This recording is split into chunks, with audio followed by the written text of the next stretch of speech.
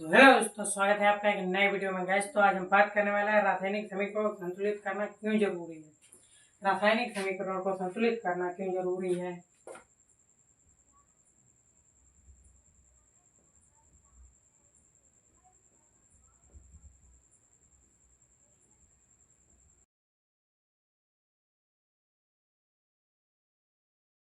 क्यों जरूरी है। रासायनिक अभिक्रिया के पहले अभिकारक एवं उसके बाद उत्पाद प्रत्येक पदार्थों के परमाणु की संख्या बराबर होनी चाहिए।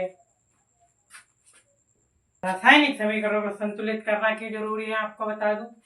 रासायनिक समीकरण को संतुलित करना क्यों जरूरी है। रासायनिक अभिक्रिया के पहले अभिकारक एवं उसके बाद उत्पाद प्रत्येक पदार्थों के परमाणुओं की संख्या बराबर होनी चाहिए।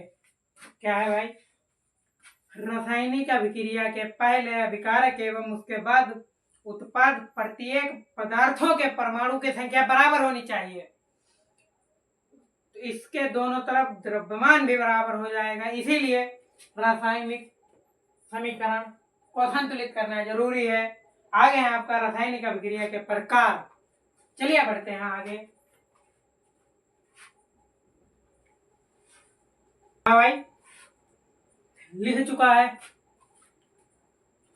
पूरा रासायनिक अभिक्रिया के प्रकार। भाई रासायनिक अभिक्रिया 5 प्रकार की होती है। पहली है आपकी संयोजक अभिक्रिया। क्या है संयोजक अभिक्रिया। दूसरा है वियोजन अभिक्रिया। तीसरा है विस्थापन। चौथा है द्विविस्थापन अभिक्रिया। पांचवा है आपका उपचयन रेडॉक्स अभिक्रिया भी बोलते हैं इसे। तो गर्मी बहुत है भाई, फैन चला नहीं सकता क्योंकि माइक आई कभी है नहीं कुछ, फिर घर घर की आवाज आएगी तो पसीना बहुत हो रहा है। इस पर एक शायरी है कि जो पानी से नहाएगा वो लिबाज बदलेगा, जो पानी से नहाएगा वो लिबाज बदलेगा, जो पसीने से नहाएगा वो इतिहास बदलेगा। चलिए आगे बढ़ते हैं, आपको बताते हैं संयोजक अभिक्रिया, वियोजन अभिक्रिया, द्विविस्थापन अभिक्रिया। चौथा आपका द्विविस्थापन अभिक्रिया, सब कुछ बताते हैं। आगे बढ़ते हैं फटाफट से।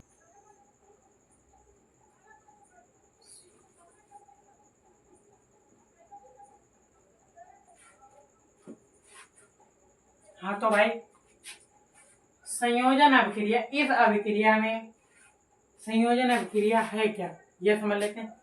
इस अभिक्रिया में दो या दो से अधिक अभिकारक मिलकर एक उत्पाद का निर्माण करते हैं। उदाहरण कोयले का दहन। इसमें इस अभिक्रिया में दो या दो से अधिक अभिकारक मिलकर एक उत्पाद का निर्माण करते हैं। उदाहरण में है कोयले का दहन। जैसे कि सी क्या है, कार्बन का है। मेरे को इतना अच्छी तरीके से अभी पता नहीं, बट पता चल जाएगा क्योंकि मैं कुछ पढ़ाता नहीं हूँ। मैं आप लोगों को अपनी जर्नी शेयर करता हूँ। क्या शेयर करता हूँ? जर्नी कि मैं कर सकता हूँ, आप क्यों नहीं कर सकते, इसलिए तो ज्यादा सीरियस ना होना। सी बराबर सी हो गया भाई कार्बन का, एस मतलब कि सॉलिड, यस का सॉलिड हो गया, प्लस O2 कार्बन डाइऑक्साइड बराबर क्या बनाता है भाई, कार्बन डाइऑक्साइड बनाता है गैस। क्या हो गया, ये हो गया है C प्लस O2 बनाता है कार्बन डाइऑक्साइड गैस। चलिए आगे बढ़ते हैं। आगे है वियोजन अभिक्रिया। तो रासायनिक अभिक्रिया के प्रकार भाई, वियोजन अभिक्रिया, एक अभिकारक टूटकर दो या दो से अधिक उत्पाद में बदल जाता है तो उसे ही वियोजन अभिक्रिया कहते हैं। क्या है मेरे भाई, एक अभिकारक टूटकर दो या दो से अधिक में बदल जाता है तो उसे ही वियोजन अभिक्रिया कहते हैं। जैसे कि क्या है भाई, CaCO3, मतलब कि नाम तो मुझे भी नहीं याद है बट लिख लूंगा। CaCO3 मतलब कि ये भाई सॉलिड है, इसमें CO अलग आ गया, ये भी सॉलिड था। अब ये CO2 मतलब कि कार्बन डाइऑक्साइड गैस, ये अलग हो गया। ये है भाई, जहां तक याद नहीं है बट CO2 गैस भाई आ जाता है, तो ये लिख लीजिएगा आप लोग। वेरी इंपॉर्टेंट है। आगे है इसमें भाई 3 तरह के वो हैं ऊष्मीय वियोजन। तो आप समझ लीजिए ये जो है ना वियोजन के 3 अभिक्रिया हैं, ऊष्मीय वियोजन, विद्युत वियोजन, प्रकाशीय वियोजन। भाई तब तीनों को समझते हैं बिल्कुल रापचिक स्टाइल में। आगे आ जाते हैं ऊष्मीय अभिक्रिया है क्या। हाँ तो भैया ऊष्मीय अभिक्रिया क्या है। ऊष्मीय अभिक्रिया है क्या, अभिकारक का ऊष्मा गर्मी द्वारा किया गया वियोजन को ऊष्मीय वियोजन कहते हैं। जैसे CaCO3 या भैया भाई लगी इसमें ऊष्मा, तो ये CaO अलग हो गया, CaO अलग हो गया भैया, ये हो सॉलिड में, प्लस CO2 यानी कि गैस, तो ये अलग हो गया, ये कार्बन डाइऑक्साइड अलग हो गया, कार्बन डाइऑक्साइड अलग हो गया, ये CO अलग हो गया। अब आगे है आपका प्रकाशीय वियोजन। रासायनिक अभिक्रिया के प्रकार, ये तो पहले प्रकाशीय वियोजन क्या, विद्युत द्वारा प्रवाहित होने के विद्युत धारा के कारण, विद्युत धारा प्रवाहित होने के कारण होने वाले वियोजन को ही विद्युत वियोजन कहते हैं। क्या कहते हैं भाई, विद्युत धारा प्रवाहित होने के कारण होने वाले वियोजन को ही विद्युत वियोजन कहते हैं। जैसे कि 2H2O, मतलब कि 2H2O भैया, 2H2O बराबर 2H2 अलग हो गया भैया, ये आ गया आपका गैस में, प्लस O2 ऑक्सीजन बचे, ये भी गैस है, तो ये सब अलग हो गया। अब आगे है आपका प्रकाशीय योजन, नहीं प्रकाशीय योजन, हाँ भैया बराबर ब्रैकेट में यस, यानी कि ये सॉलिड है भैया, 2Ag ये भी सॉलिड है, Cl गैस है। क्या है भाई, Cl गैस है। अब आगे है आपका, हाँ तो भाई रासायनिक अभिक्रिया, ब्लैक व्हाइट फोटोग्राफी में प्रकाशीय वियोजन का प्रयोग किया जाता है। ब्लैक एंड व्हाइट फोटोग्राफी में आमतौर पर अंतर लेंस का प्रयोग किया जाता है। क्या किया जाता है भाई, ब्लैक व्हाइट फोटोग्राफी में प्रकाशीय वियोजन का प्रयोग किया जाता है। जैसे कि आप लोग फोटो का एडिट करते हैं, ब्लैक एंड व्हाइट करते हैं, तो इसमें भैया पता क्या किया जाता है, प्रकाशीय वियोजन, मतलब कि रोशनी को ही घटाया बढ़ाया जाता है। जैसे आमतौर पर ब्लैक एंड व्हाइट फोटोग्राफ में आमतौर पर अंतर नहीं है भाई, उंतल लेंस का उपयोग किया जाता है। दूसरा है आपका विस्थापन अभिक्रिया। ये क्या आपका विस्थापन अभिक्रिया क्या है, इस अभिक्रिया में अधिक क्रियाशील तत्व का उसके यौगिक विस्थापन किया जाता है, मतलब कि अदला बदला कर दिया जाता है, अदल बदल। जैसे कि आपकी गर्लफ्रेंड दूसरे के साथ चली गई, उसकी गर्लफ्रेंड आपके साथ आ गई, तो ऐसे ही इसके साथ होता है। यस मतलब कि भैया लोहा,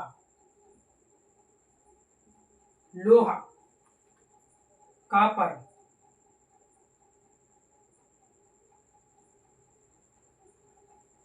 लोहा, ये हो गया आपका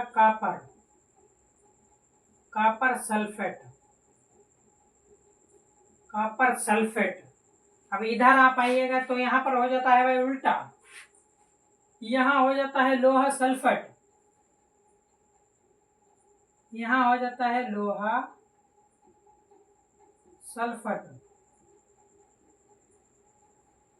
सल्फेट, और ये आपका बन जाता है कॉपर खाली। क्या हुआ यहाँ पर, लोहे को सल्फेट नहीं ले लिया यहाँ पर, तो हो गया लोहा सल्फेट, बचा के यहाँ पर बेचारा सिंगल बचा कॉपर। अब वो कह रहा ठुकरा के मेरा प्यार इंतकाम देखेगी। जैसे कि इसी बात पर एक हाँ भाई, इसी बात पर एक शायरी है, करके हमें सड़कों पर आवारा वो खुद को मोहब्बत में बर्बाद बताती है। क्या है भाई, करके हमें सड़कों पर आवारा वो हमें खुद को मोहब्बत में बर्बाद बताती है, दिखाकर जिस्म गैरों को आज वो मोहब्बत में वफा के किस्से सुनाती है। वाह वाह वाह, वो किरदार बहुत हैं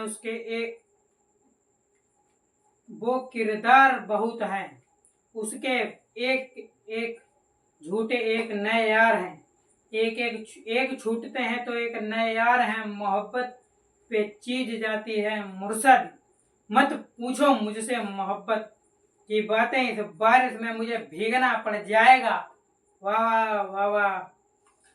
मैं सुना तो दूंगा उस बेवफा के किस्से, लेकिन मुझे साथ ही रोना पड़ जाएगा। वाह वाह वाह। अरे मत कहो उसे मेरी जान, वो मोहब्बत को मौसम की तरह निभाती है, आज तक समझ नहीं आया। यदि उसकी मोहब्बत कभी जमकर बसती है तो कभी एक बूंद को तरसाती है। क्या बात है भाई।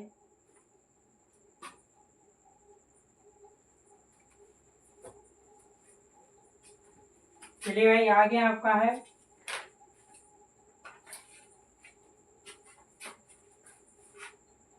जाना मत।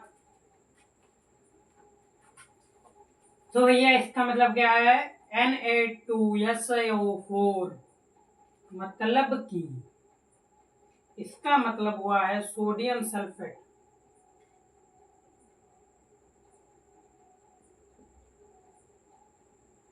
Sodium sulphate. तीसरा है वेरियम सल्फेट, दूसरा है वेरियम सल्फेट।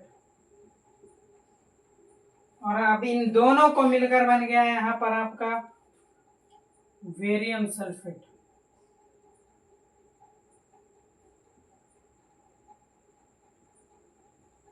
वेरियम सल्फेट। फिर भाई आपका लास्ट में बन गया सोडियम क्लोराइड। हाँ भाई सोडियम क्लोराइड। इतना आपने समझ लिया है। अब आगे बढ़ते हैं अपचयन और उपचयन। हाँ तो भैया अपचयन और उपचयन रेडॉक्स अपक्रिया, इसे रेडॉक्स अपक्रिया भी कहते हैं। अपचयन पदार्थों में ऑक्सीजन में वृद्धि होना या हाइड्रोजन में ह्रास होना, मतलब कि अपचयन पदार्थों में ऑक्सीजन में वृद्धि होना और हाइड्रोजन का ह्रास होना, मतलब कि ऑक्सीजन भाई बढ़ता है और हाइड्रोजन घटता है। जैसे कि क्या है यहाँ पर CO2 भैया, कार्बन डाइऑक्साइड। यहाँ पर C कितना है, 1 है और ऑक्सीजन 2 है, मतलब कि यहाँ पर ऑक्सीजन में वृद्धि हो रहा है, हाइड्रोजन में ह्रास हो रहा है, इसलिए हो गया यहाँ पर CO2। नीचे क्या है आपका अपचयन पदार्थ में हाइड्रोजन की वृद्धि होना, ऑक्सीजन में ह्रास। यहाँ पर उसका उल्टा हो रहा है, यहाँ पर हाइड्रोजन में वृद्धि हो रही है, ऑक्सीजन में ह्रास हो रहा है, यानी कि CO प्लस H2O, H2 है भाई, H2। अब यहाँ पर क्या आ जाता है आपका CO हो गया अकेला भैया, क्या हो हाइड्रोजन की वृद्धि हो गई यहाँ पर, और ऑक्सीजन जो है भैया ये हो गया आपका कम, H2O बढ़ गया, इसलिए हो गया यहाँ पर कार्बन H2O मतलब कि जल, क्या हो गया जल। संक्षारण क्या है, जब कोई धातु आर्द्रता पानी अम्ल आदि के संपर्क में आता है तब धातु संक्षारण हो जाती है। क्या है भाई, जब कोई धातु आर्द्रता पानी अम्ल आदि के संपर्क में आता है तब धातु संक्षारण हो जाता है। क्या है भैया, जब कोई धातु आर्द्रता पानी अम्ल के संपर्क में आदि में आता है तब धातु संचारण होता है। जैसे कि उदाहरण में लोहे पर जंग लगना भैया, मान लो गेट वेट लगाया है, उसमें पानी या कुछ भी हवा लग रहा है या भीग जाता है तब उस पर जंग आ जाता है। चांदी सिल्वर पर काली परत, तांबे पर हरी परत। जैसे कि चांदी पायले हो गई, हार हो गया, इस पर भैया काला काला पड़ जाता है तो एक काली परत, सिल्वर पर चांदी परत, तांबे पर हरी परत चढ़ जाती है भैया। तांबे के जो आभूषण या जो भी होता है उस पर काली परत चढ़ हरी परत चढ़ जाती है। आपका है विकृत गंधिता।